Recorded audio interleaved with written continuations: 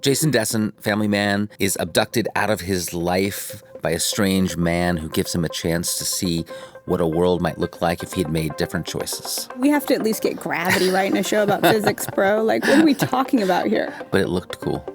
Read the book and loved it. It's not a movie. It's a TV show. Yeah, we're going to spoil the shit out of season 1.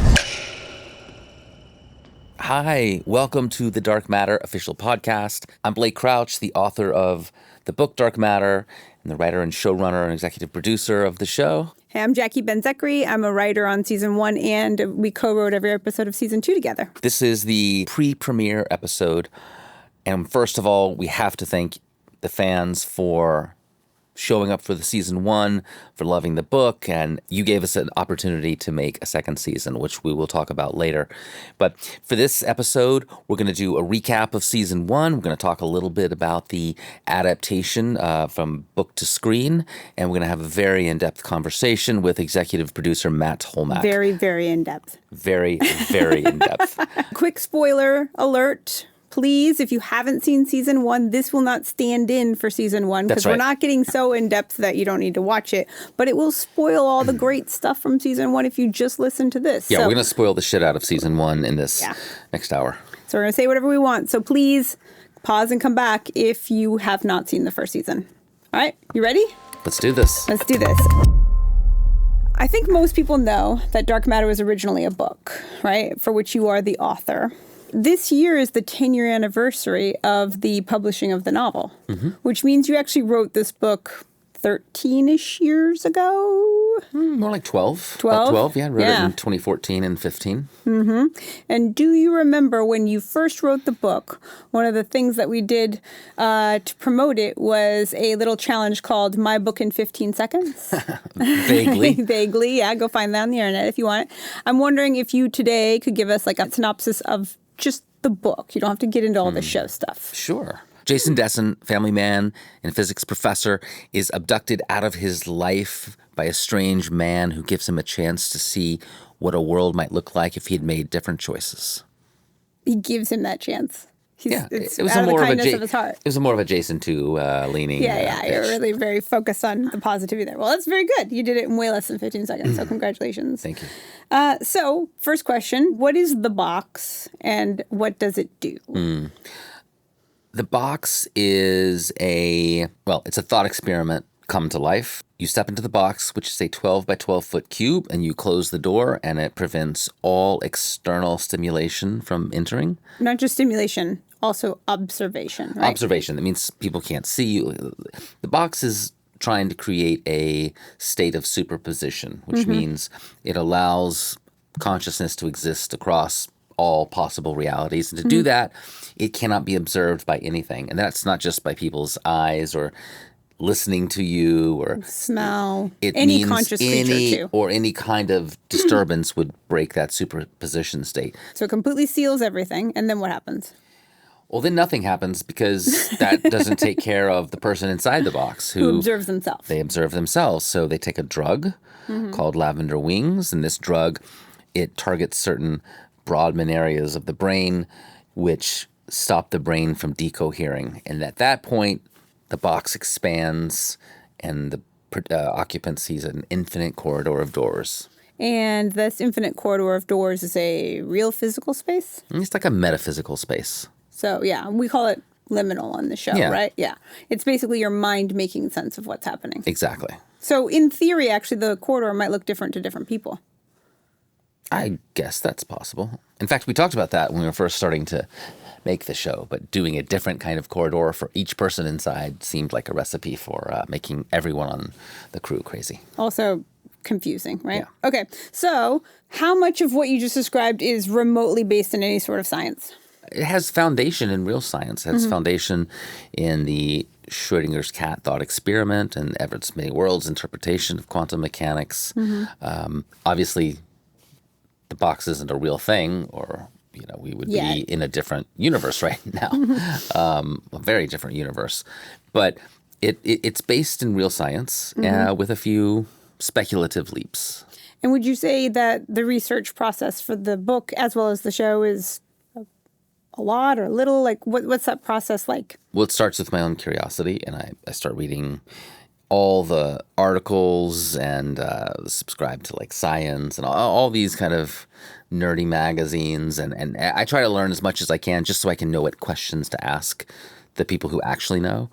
And once I've gotten kind of a foundational understanding of the science, I find a subject matter expert. And in the case of dark matter, I partnered up with a guy named Dr. Clifford Johnson, who's an astrophysicist. And he read the book and showed me what I had gotten right, what I had gotten wrong. And he also became a consultant on the show. That's awesome. Is there anything you think the fans need to remember about the box from season 1 going into season 2? The rules of the box are pretty simple. You go in and you shut the door, you take a drug, and it allows you to see an infinite corridor. Behind each door is a version of a world you could have been born in. And that's important, right? You can only go to worlds that your consciousness existed in. That's right. At some point. You couldn't be dead, but your matter has to have been in existence in that world. Which means, sadly, no dinosaurs. It was honestly, this was a real fight when I was editing the book with you. I was like, most of the worlds would just be dinosaurs. What are we talking about here? And then I think didn't Marcus Sakey say, where are the Oompa Loompa worlds? You know what I mean? Like, it gets really ridiculous if you don't have rules. It gets real ridiculous real fast. And Clifford Johnson came up with this term he called conditional selection, which just means we narrow down the scope from every possible reality to a smaller set of realities. It still feels and is kind of infinite. And there are some infinities are greater than other infinities. That's another podcast. But the Greater Infinities podcast, starring Blake Crouch. It's a smaller infinity that our characters have access to in the box. Yeah, which is extremely helpful too, I think, from the creation of the world standpoint, because you can assume certain conditions. If your parents were both not only born but met each other, the world has to have a certain resemblance to ours. Exactly. Which makes it very difficult to be like, it's just a world where bears are in charge, right? Like, that can't be. Or bears are in charge. That's awesome. Season 3 of Dark Matter. Okay. But also more rules, like your mental, psychological, emotional state determines what world you see when you open a door. So there is some method to the madness for the people on the inside. It all points to them having to control their emotions as they seek out certain worlds. Okay, but the door locks also when you go in. The door locks once someone goes inside. On the outside. On the outside. So I can open it on the inside again, but I can't. But somebody on the outside. And that's a safety precaution. Yes. Yeah, that makes sense. Because they figured, as Leighton and team were building the box, they figured, you might be running away from, saber-toothed polar bears world, and you might want to have the door locked behind you so you don't bring these things. Saber-toothed polar bears with you. Exactly. Okay. And once you're in superposition, so once you can see your liminal space, right, you're no longer actually in the box you were in, right? So if somebody does come in, it can't interrupt you. They make their own. They make their own corridor. Yeah. Yeah. It's, again, each corridor is sort of the person or the people who enter it together. It's sort of their personal corridor. Yeah. Because it's a liminal space. Exactly. Yeah. And there's actually a flaw in the book because Jason in the book runs into a version of himself in the corridor. And it's a really cool scene. And I wanted to do it in season 1. And I got really mad at you. You got really mad at me. And then I talked to Clifford. He got really mad at me. And I just realized, but I was like, but it's cool. And you're like, must stick to the rules. And you're right. You have to stick to the rules on something like this. There's a kind of a grand irony that you get real weird about the science in your books. But on the show, you're like, well, it might look cool to do it that way. And I'm like, looking cool isn't the same as following basic laws of physics. But wanting things to look cool is always a good motivation. So in the book, you also have another one that we fought a lot about, which is when Daniela 2 dies. You had you had her die like this, and then the blood somehow runs down the front of her leg, and then down between her toes, and then pools on the ground. And you also wanted that in the show. And I just remember being like, that's actually, we have to at least get gravity right in a show about physics, bro. Like, what are we talking about here? But it looked cool. But we didn't do it. We didn't do it. No, it looked cool in my mind. Yeah, well, you can stay in your mind. And the drug, the first time or two that you take it, hits you really hard. Like it's like getting kind of hit in the face. Yeah, you kind of pass out a little Yeah, kind of and thing. the drug lasts for about an hour. Yes. And as long as you're on the drug, you can walk in and out of doors As much as you want. as much as you want. Okay, so we're going to have a couple of rules for the show. So first of all, character names. This is a really kind of an important one. So when we talk about Jason, we say just Jason, we are talking about Jason 1. Mm-hmm. We don't number the OGs, right? The character that you're talking about, let's just say we're talking about Amanda 27. That does not mean she came from World 27. It just means it's the 27th Amanda that we have written about in the show. And they are numbered in the order that we find them. Yes. And why do they not match up to the world that they come from? Well, yeah, the numbering is because as people make different decisions and choices in the corridor, they make new versions of themselves. So you could have a bunch of off-spins or offshoots of like the OG Jason. You could have like by the end of 70 of them? season 1, we have like 70 versions of or offshoots of Jason 1. They all originated from that world. World 1, exactly. Yeah. So when some people will say like, oh, because Leighton, the Leighton that we know of is from World 2, he should be Leighton 2, but he's not. He's Leighton 1, Amanda is Amanda 1, and they're both from World 2. Okay, let's see here. World names, similar concept. They're just in the order that we get to them. So we'll talk a lot about World 26 and things like that. That's just the number of worlds that we saw. What do the snaps mean? Just means in the show that we are changing from one world to another. Can you tell us a little bit about what the Pavia Prize is? It's the prize that Jason 2 won for achievements in physics. And this is a fictional prize? It doesn't exist in the world? Yeah. And it's named after? My editor, Julian Pavia, from Penguin Random House. All right. Those are the rules. Now we're going to get really quickly into who our characters are and where we leave them for the season. So we're quickly wrapped up on all that. So let's start with Jason 1. At the end of season 1, Jason 1 and Daniela and Charlie have no way of staying safely in Chicago because there's live Jasons who want to take Daniela and lots of dead Jasons laying around. And so the family steps into the corridor together and they step out a door into a world filled with light. We have no idea where they're going. Okay. And then that brings us to Jason 2. Jason 2 is bad guy Jason.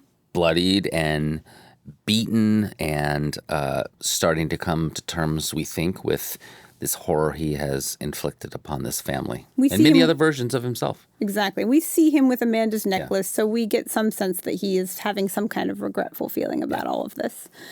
Jason 13. Jason 13 is... He's the Jason that we see Jason 1 talk to in the village tap, and he's also the Jason that took Jason 2 captive. That's right. We leave Jason 13 under gunpoint from Blair. Brings us to Blair. We have 2 versions of Blair in season 1. The one who has Jason 13 at gunpoint at the end of the show, is Daniela's friend. That's Blair 1. And the other, the lawyer. But there's a Blair 2 who is the engineer of the box and who we meet in episode 5. And who has a very interesting history with the box and Velocity Labs. Okay. And at the end of the season, we see her contemplating going back into the box. That's right. She's putting on her backpack and she's headed that way. Yeah. Okay. And then let's take, so we already talked about Daniela and Charlie. Can we talk a little bit about where Amanda is? Amanda is in World 26, where she said goodbye to Jason, making her way there. And one of the last shots of season 1 is Ryan finding her in a coffee shop in World 26. So we know that they are together in World 26. And Ryan was stranded there by Jason 2. And there is a significant number of fans who we think caught it. But when Ryan is stranded there, you see the auroras in the sky. That's World 26 and the very tall buildings.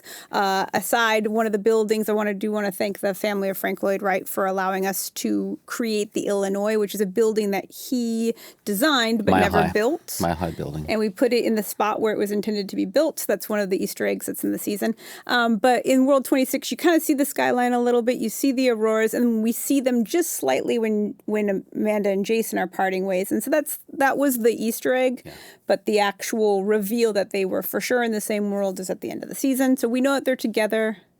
And we know that they... You also know they're together because you see them together. Well, that's what I mean. We see them at the end together. Wow. Rude. So unnecessary. Here I am just trying to help people understand shit. Okay. And then let's talk a little bit about Leighton. 2 Leightons. Leighton, the OG Leighton, is injured. We haven't seen him since episode 4 when he had a bad cut in his head. And he was limping down the corridor off into this existential nightmare. He opens the door to like Tatooine or something, right? Yeah, it's just like wild. desert. It's wild, like skeletons and shit out there. We don't know where he is. He might be dead. We have no idea. Okay, and Leighton 3. Leighton 3 is having a great time. He's the only one who's figured it out. He decided to spend all his money on ampules. He paid $1 million an ampule, and he is off gallivanting across Partying across the multiverse, yeah. He's really like, and we see him in, I love this shot where he comes in and he's dressed in this outfit that is inspired by Tina Turner and Mad Max, because he and Jason 2 had that conversation about how sad it was that Jason 2 came from a world where Tina Turner never played in Mad Max. And then, of course, Jason 2's like, I was kidding. So anyways, that was like that little kind of Easter egg in there too. Yeah. Oh, Ryan 3. Ryan 3. Ryan 3 has been... Jason 2 did the switcheroo with Ryan and Ryan 3. So Ryan 3 is living in Ryan's world.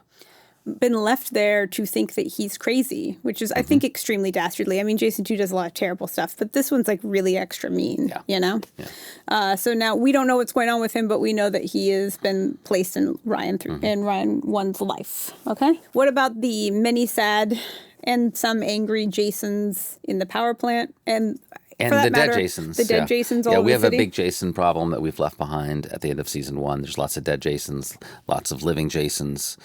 It's like an infestation None of whom Jasons. can have Daniela or Charlie, and it remains to be seen what happens. Why do you think, just really fast, that Daniela chose Jason 1? Because he got to her first. Okay. I always thought that Daniela chose Jason 1 because he gave her the choice. All these other Jasons were trying to claim her and say that she belonged to them. I think plenty of other Jasons would have given her the choice, too. He got to her first. All right. That's a less satisfying answer.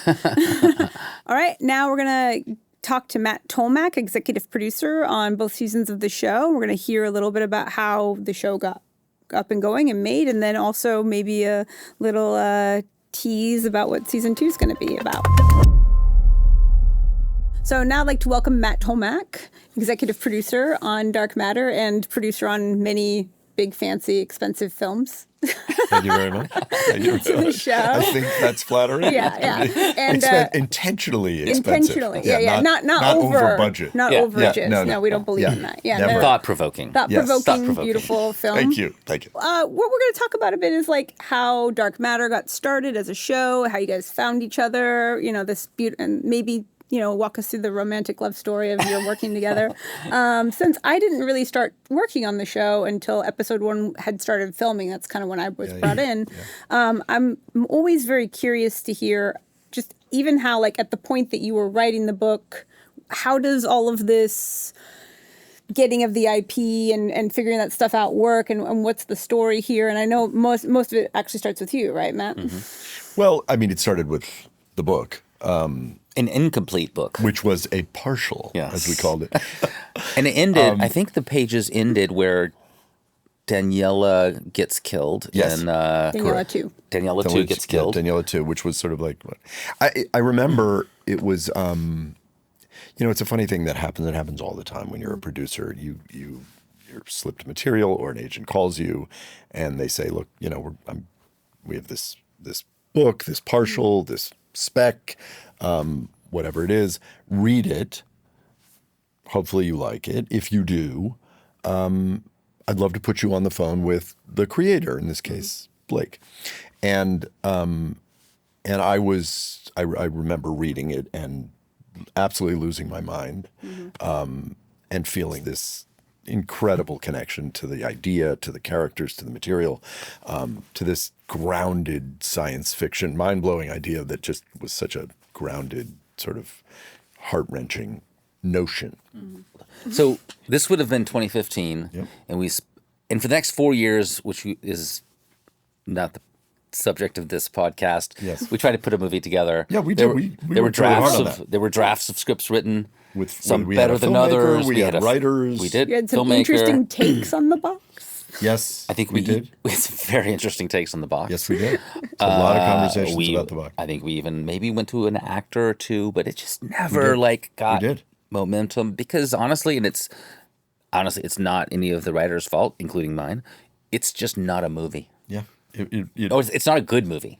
It isn't. It's you know what I would say. Like the guys who were running Sony TV, Zach and Jamie, and Chris Parnell, who worked for them, were fans of the book, having nothing to do with we were just generalized we were nerds living who on the like movie books. side of the Yeah. line. But Jamie Ehrlich had read the book and loved it, and called me, and he would say, "It's not a movie; it's a TV show." He diagnosed it from the beginning. From the beginning, he was like, "That is a TV show, and call me when you guys are ready to accept that." Yeah, He's made peace with it. I love that. Wow, I'm gonna use that. Call me when you're ready to accept. That's It was just like he just knew. I definitely started to see it very clearly as a TV show, and I remember I was walking through Denver Airport, and you called me in 2019, and you said we got it back. That's right. And I was like, fuck yeah. And then I started thinking, and then I think like the next day I sent you what I thought were the first 8 episodes, just like a very you loose immediately pitch. became the creator again. Suddenly we went from like, how do we do all this to, oh my God, we have the real estate. We can actually tell this story.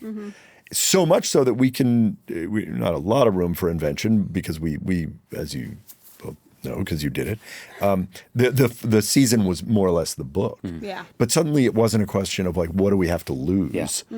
It was like, wow, we can dig into this. You don't have to cut the heart out of it. And we could go down this rabbit hole. You actually needed more. We needed more. We did. Yeah. We did. How'd you guys get Joel? That was it was interesting. We once we had several scripts, we had just started like talking about like who would we go to. And I think Joel had read. I'm trying to think what Joel had read then. He'd read the book and he'd read the first two. He read the book. That's right. And we sent him one or two scripts. Yeah. Yeah. Yeah. Joel is an extraordinary actor, and it's not and nor did we think it was. It's not a minor consideration, like who can play this character and these characters, and the ability to interpret many iterations of a character. We were over the moon, and then we got a call from him, and he was like, he's like, I want to toss my hat in the ring. I'm like, that never happens. In the way that Joel would, super very casual, super elegant and casual. And we're like, well, your hat is in the ring, and it is the ring. And we've chosen you, yes. Yeah. And everybody rallied around that immediately. Yeah. I'm going to ask him this question, but I'm curious to know what you guys think. Do you think he understood that he was going to be in literally every minute of a season of television? Well, you know what? I think that became clear, and I was not there, which I should rewrite for the purposes of the podcast, but whatever at this point. Yeah. Remember you guys had like you had like an intensive. Yeah. Oh, yes. At the we had a summit at a hotel here. I was shooting something. You were maybe in Jumanji Land or something. I was in Jumanji. And you guys had a summit. And I think that's when I remember hearing, that's when it landed the sort of the depth of the commitment he was about to make. Yeah, I think it clicked with him in that we met for a week. Yes. He had 4 scripts, and we were literally just going through the outlines for everything else, and he's just a superstar.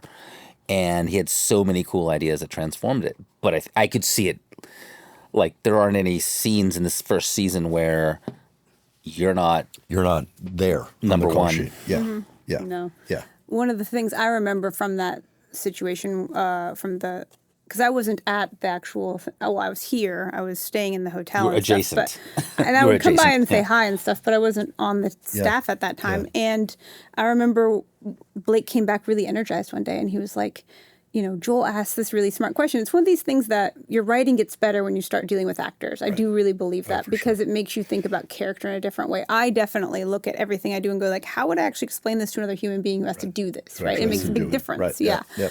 And so one of the things he was asking was like, and Blake had come in the night before and been like, What do you think? Why do you think Jason 2 and Jason 1 are different? It's not just the decision to have children. It can't be that. Like, what actually makes Jason 1 turn away from being like Jason 2? Yeah. And I was like, duh, like, good question, you know? And of course, Joel's asking that question. He has to know that. He has to play them. And then, you know, the next day, Blake came in super energized, and it was like around lunch or something. And he was like, he had this idea that what if, like, the Dessens had lost another child? And, like, that pain, it forces you away from some of your other selfishness and trivialness, like a child that's ill and needs a heart transplant and all this other stuff. That was a giant catharsis. Idea. Huge. And that was him. Yeah. And he's so brilliant, and I love that. It was a giant idea that, you know, spoiler alert, you know, resonates into the second season. Absolutely. But yes. Yeah. Talking a little bit about season 1, I did some like gross internet lurking and came up with a list that's very unscientific of what appears to be the fans' favorite changes from the book to the show. Interesting. Cool. You know what I mean? And I thought it'd be kind of fun to talk about them and for you guys to maybe tell us where some of these changes came from or how you feel about them now that the show's been out. So the number 10 was expanding the POV of Daniela, Charlie, and Amanda, like taking, because you don't ever see any scenes from those people's point of view in the book. Yeah, the book is single person, single POV, very tight. We go to Daniela once for like a 4-page chapter. That's it. Number 9, what is therapist Amanda? So Jason 2 and Amanda 3, right? Yeah. Amanda 3's therapy sessions and the therapy sessions. Remember? Yes, those were. I think those came out of the mini writers' room that we did for season 1. He was so mean to her. He was so mean. That to was her. a Joel note because I wrote one of those scenes, and then when we were in the rehearsal where the page turned, he was like, he should be like trying to hurt her. He was. No. You would never walk away from a bad situation. In fact, I think that you had a parent that needed to be cared for. Yeah. She needed you so much that is exactly the reason why you became the kind of person that needs to rescue other people instead of helping yourself.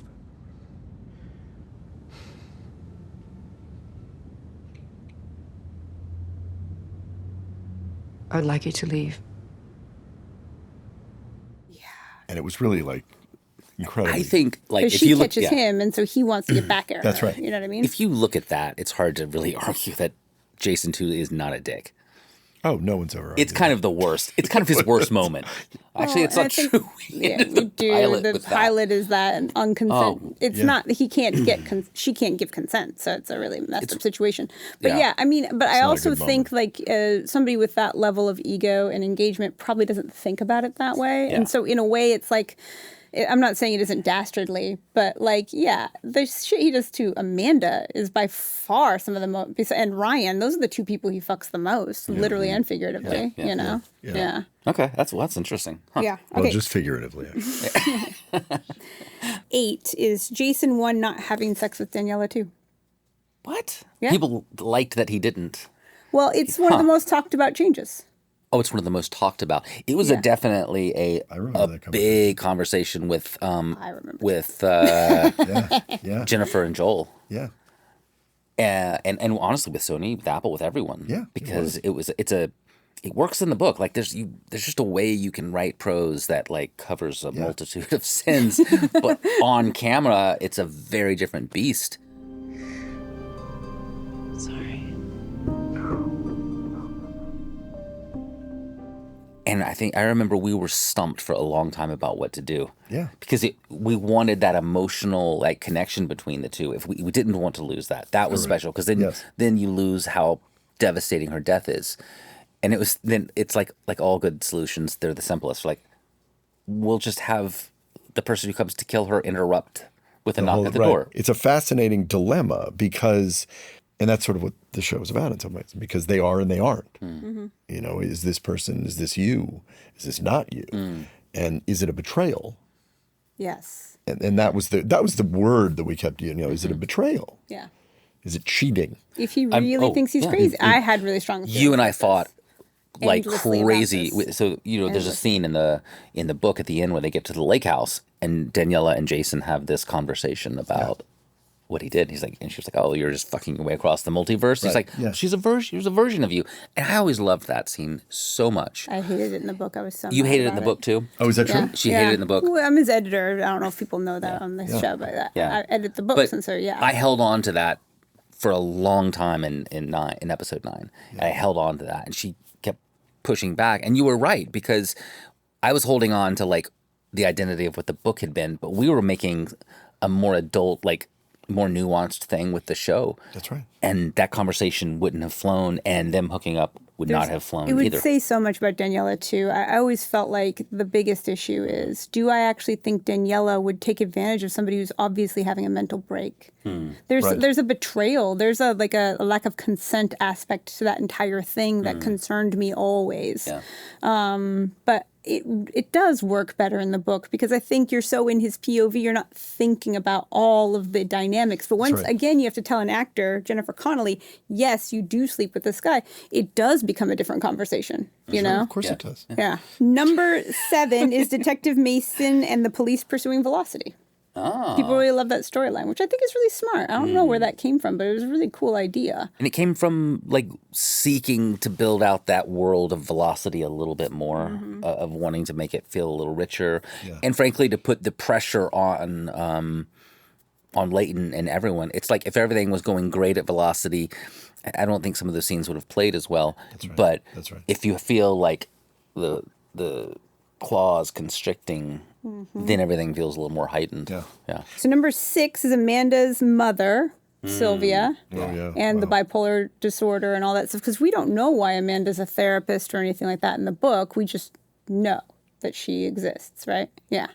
Yeah, it's weird, like going back through the show and those scripts, when you really compare that to the book, there's so much more meat on the bones of the show than there was in the book. It's kind of wild how lightly written Amanda is in the book, and how much. I mean, I think once you have an actor, and at least he's Brazilian, and then you start thinking about where she came from and what her life might be like, and how she came to America, and what then you find all these jumping off points. Yeah. So number 5 is Charlie is a twin and Max passed away. That was a full Joel idea, and transformed the whole shape of their motivations, and for all the characters. Yeah, I mean, out of that scene we not get least of all Charlie. Out of that scene we get Daniela in 104 in the 4th episode, having her moment with his ashes. We get Jason running into Max. Yeah, we can't say more, but it was the idea that kept giving and continues to give. Agreed. Number 4 is how Amanda breaks up with Jason. So in the book, for those of you not familiar, Amanda leaves a letter. And I remember where this came from because when Blake wrote the book, and so I'm his first round developmental editor and been working on his books for years. And then it goes into his editor at Penguin Random House. And originally you had them on this big rooftop, sweeping beautiful views. And she kisses him and says, "Please come with me," and da-da-da. And Julian, your editor there, was like, "I don't believe for a second that he is remotely tempted by this offer." Yeah. You know? Yeah. And so you changed it to her leaving this heartfelt letter that she feels like somewhat guilty. She thinks she's at fault. She's in the way, which is beautiful. But then when you start actually trying to think about putting that on the screen, it changes the dynamic of everything pretty quickly. Jason and Amanda in the show develop this they have chemistry. Yeah. They just have chemistry. Yeah. They have that moment in not? 6 when they're, they're both faced with losing their world. And then there was a lot more, there's something kind of romantic about it, even though I think they're on the up and up. There was something romantic about it. And it finally kind of earned, I think, that goodbye. Yeah, it did. It's a really delicate thing because first and foremost, it's about a marriage. And it's a love story, but it's a very real, it's a very honest love story. You know, it's a fascinating analysis of marriage and trust and all those things. And then when you introduce another character into that, it makes it's very loaded and very complicated when you're trying to tell the story of this marriage over here and what's going to happen here with that level of trust. And complication is great. Yeah. I don't run from that. No, we never have. But I think the show struck the perfect balance because I think what I, just me as a viewer in the first season, I'm rooting 100% for Jason and Daniela to find each other again. But I also am deeply touched and heartened by the connection that Jason and Amanda have. Absolutely. And it just makes it richer. And it's almost like, well, that's like another parallel universe. And so I was really proud of what you guys did in terms of striking that balance. 3 is Jason 2's reason for going into the box being explained at the end. Oh. Wow. He never really explains it in the book. He never, and that was a Joel thing. That Was it really? It was a Joel thing. Joel was like, I just wonder if I kind of want Jason to, because he was all about like, he's done a lot of bad shit. Yeah. Let's get into some like, he's not gonna be like redeemed, but Right. But yeah, try to get under the hood. And then we had the idea of this voice memo, and I think I actually I just kind of wrote it in the script, and then I sent sent Joel a voice memo as Jason too. Did you really? Saying those words. Oh, that's amazing. Yeah. That's amazing. Yeah. It's such an inspiration for season 2, not to give too much away, but like what he says in there, it's beautiful. It's also sort of a quiet description of depression. Yeah, Yeah, that's yeah. right. And it That's leads right. into that. Into the, Yeah. that's right. Yeah. Okay, number 2, Jason 2 and Leighton 3. That's the next... Wow. Yeah, that's like a very popular one. People love getting to know Jason 2, but they also really love, and I can understand why, that scene where Leighton 3 and Jason 2 are meeting up in Leighton's penthouse. In the And penthouse. he's like, What's not he's to the love? I eye mean- drops. He's like, that you, Jay? And which we recycle Yeah. in season Yes. 2. No Yeah. spoilers. Yes. Like that's how we think Leighton always is. But those characters and those interactions are like some of the most favorite. Wow. Yeah. That's interesting. That's surprising to That me. is wild, actually. Yeah. Where did Leighton 3 and Jason 2, where'd that come from? Do you remember? I mean, the Jason 2 thing, I mean, the answer is it's Leighton 3 because we wanted to show a different side of Leighton. Yeah. And I remember writing that scene and getting such a kick out of, it was the first time I really did a new character in a completely different version, this party boy, and it was such fun energy. And I was like, oh, it made me like excited to cast the role. And that's how you're writing something good. You're like, that's right. I can't That's wait right. to cast this. Yeah. Someone's going to crush this. Yeah. Yeah. And of course, Dako came in and I crushed remember it. that watching those auditions, and you actually wrote some of the things that Dio ad-libbed into the script. Cheers, you loved King. it so much. Yeah. Oh, is that right? Yeah. Oh, that's amazing. Yeah. You ever get used to this? And most days I don't even see it. Cheers, King. Cheers. Number one. Number 1, and you guys are gonna like not believe me, but I swear you can go check already don't the believe receipts this. yourself. The expansion of Velocity and the Leighton 1 character in general. That was number 1. Wow. Because, and I think when you look at it, when you look at these different lists and there's a lot of them, I think a lot of what people are saying is how much that changes the show. Not necessarily that it's the best Yes. change, Yeah, but yeah, that yeah. it changes Yes. the way that everything, and it literally changes everything about what we do in season In 2 as season well. 2, it certainly yeah. does. Yeah. Yes. You know what I feel compelled to say? The actors in our show Oh, 100. are amazing. I mean, look at the cast of this thing and what because we were talking about Joel, but when did Connelly come into it? I was just She came in that summer. that it was that summer, and talk about a difficult shoes to fill that character. Oh, yeah. And it's really difficult material. I'm just reminded listening to you read that list of how layered all of the characters are and the decisions are. But it's really a tall order. Every time you guys would turn around a script and hand it to the actors, and it's wild what they're able to do and execute. And it's just, I think we got incredibly lucky. We take it for granted, I think, a lot. But I am also regularly shocked with the gratitude, with the idea of like, we write some wild, hard things. Yeah. I mean, everyone's willing to try it. Everyone goes for it Everyone and they is pull it game. off. The Everyone's challenge game. of it, everybody is so open to it. And you think about then what happens next. Yeah.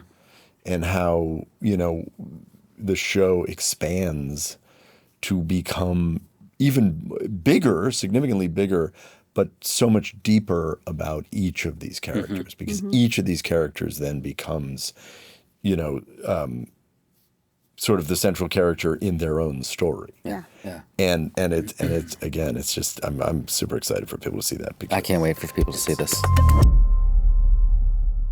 Well, that is our inaugural episode in the can of the Dark Matter. Official podcast, extremely official. So this podcast will accompany the release of season 2. Those episodes will be releasing Fridays on Apple TV, 1 episode a week starting August 28th. And the accompanying podcast episodes, we're going to interview our cast. We're going to talk to super fans. We're going to give you so many behind the scenes stories and peeks into the world of Dark Matter, how the show was made, things that didn't make the final show, but that might one day. Again, don't forget to watch Dark Matter Fridays on Apple TV. Thank you so much for joining us. It's going to be an amazing season. Thanks for listening to Dark Matter, the official podcast. Be sure to follow on Apple Podcasts to get the next episode in your feed, and watch Dark Matter on Apple TV where available. This is an Apple TV podcast produced by Sony Pictures Television. Dark Matter, the official podcast, is hosted by Blake Crouch and Jacque Ben-Zekry. Follow and watch on Apple Podcasts.